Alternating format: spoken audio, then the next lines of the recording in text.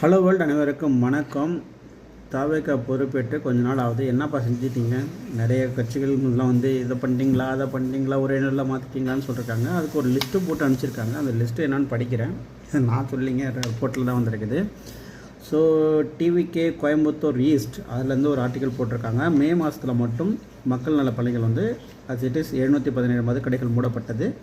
200 unit இலவச மின்சாரம் வழங்கப்பட்டது. விவசாயிகளுக்கு 50,000 வரை பயிர்க்கடன் தள்ளுபடி செய்யப்பட்டது. செங்கப்பெண் படை திட்டம் வந்தது. பருத்தி இறக்குமதி வரியில் 11% தள்ளுபடி. ஆழமான கல்குவாரிக்கு தடை. கோவில், மருத்துவம், ரேஷன் துறைகளில் ஊழல் ஒழிப்பு.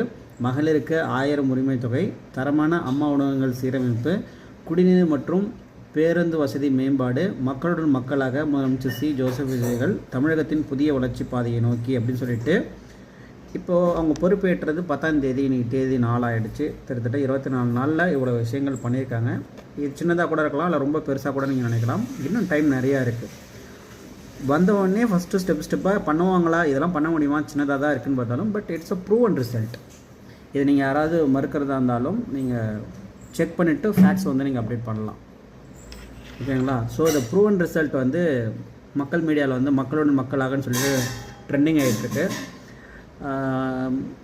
வேறு என்ன சொல்கிறது? சரி, பொறுத்து இருந்து பார்க்கலாம். இன்னும் இந்த மாதிரி சலுகைகள்லாம் தொடர்ந்து கண்டினியூவாக வருதா, இல்லை வேறு என்னென்ன மேம்பட்ட விஷயங்கள் நடக்குதுன்னு பார்க்கலாம்.